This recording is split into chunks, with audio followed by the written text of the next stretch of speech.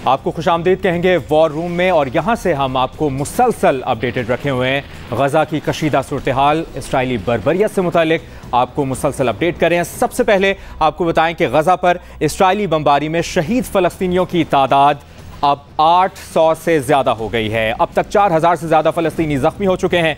Israeli वज़ीर-ए-आज़म Netanyahu ने Hamas को ख़त्म करने की धमकी दे दी। कहा, जंग का फैसला हमास ने किया तो इसे जंग ही मिलेगी।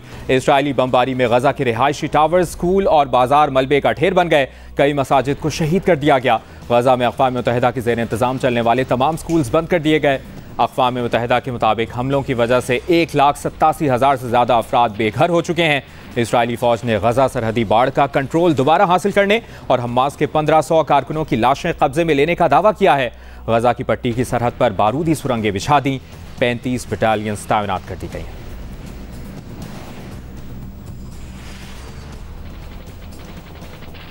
और आपको ये भी बताएं कि हमास ने इसराइली शहर अस्कलान में रॉकेटों से हमला कर दिया है। इस कार्रवाई से मुतालिक आपको आगाह करें, कार्रवाई को गजा पर हमलों का बदला करार दे दिया। हफ्ते से अब तक हमास के हमलों में हलाक होने वाले इसराइलियों की तादाद 1100 से ऊपर हो गई है। इसराइली फ़ौज ने हिजबुल्लाह से झड़प में इसराइली फ़ौज के 300 ब्रिगेड के डिप्टी कमांडर की हलाकत की तस्दीक कर दी। अक़वाम मुत्तहिदा में इसराइली मंदूब ने गजा में 100 से 150 इसराइली यरगमालियों की मौजूदगी का एतराफ़ कर लिया। यमन के हौथियों ने गजा को रेड लाइन करार दे दिया। हमास और अल-क़साम ब्रिगेड को मदद की पेशकश कर दी है। अमरीका को भी वार्निंग दे दी कि गजा में मुदाखलत की सूरत में ड्रोन्स और मिसाइलों से जवाब दिया जाएगा।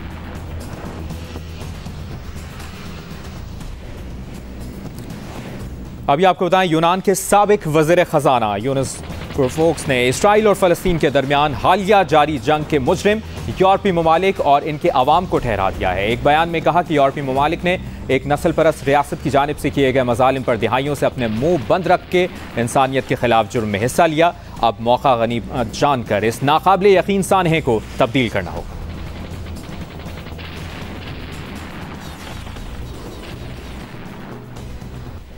और आपको ये भी बताएं कि फ़लस्तीनियों पर इसराइली मज़ालिम पर यहूदी सहाफ़ी भी बोल पड़े हैं।